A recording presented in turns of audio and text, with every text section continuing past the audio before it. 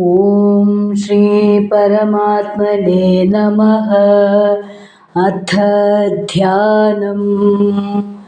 ॐ पार्थाय प्रतिबोधितां भगवता नारायणेन स्वयं व्यासेन ग्रथितां पुराणमुनिना मध्ये महाभारतम् अद्वैतामृतवर्षिणीं भगवतीम् अष्टादशाध्यायिनीम् अम्ब त्वामनुसन्दधामि भगवद्गीते भवद्वेषिणी।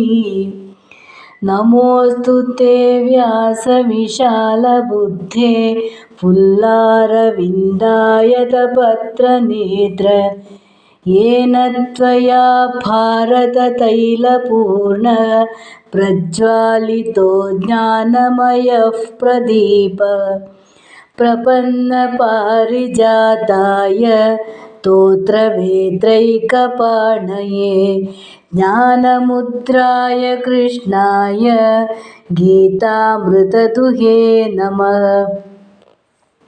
सर्वोपनिषदो गावो दुग्धा गोपालनन्दन पार्थो वत्सः सुधीर्भोक्ता दुग्धं गीतामृतं महत्। वसुदेवसुतं देवं कंसचाणूरमर्दनं देवकी परमानन्दं कृष्णं वन्दे जगद्गुरुम्। भीष्मद्रोणतटा जयद्रथजला गान्धारनीलोत्पला शल्यग्राहवती कृपेण वहनी कर्णेन वेलाकुला अश्वत्थामविकर्णघोरमकरा दुर्योधनावर्तिनी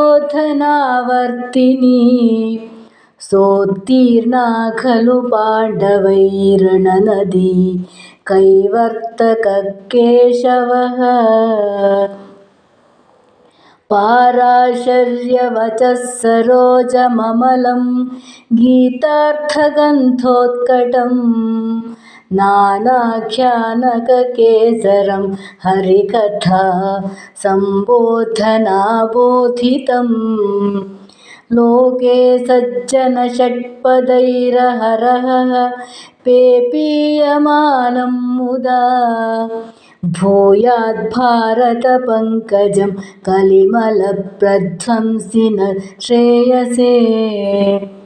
मूकं करोति वाचालं पङ्गुं लङ्घयते गिरिं यत्कृपातमहं वन्दे परमानन्दमाधवम्। यं ब्रह्मा वरुणेन्द्र रुद्रमरुतः स्तुन्वन्ति दिव्यैस्तवैः वेदैः साङ्गपदक्रमोपनिषदैर्गायन्ति यं सामगाः। ध्यानावस्थिततद्गतेन मनसा पश्यन्ति यं योगिनो यस्यान्तं न विदुः सुरासुरगणा देवाय तस्मै नमः।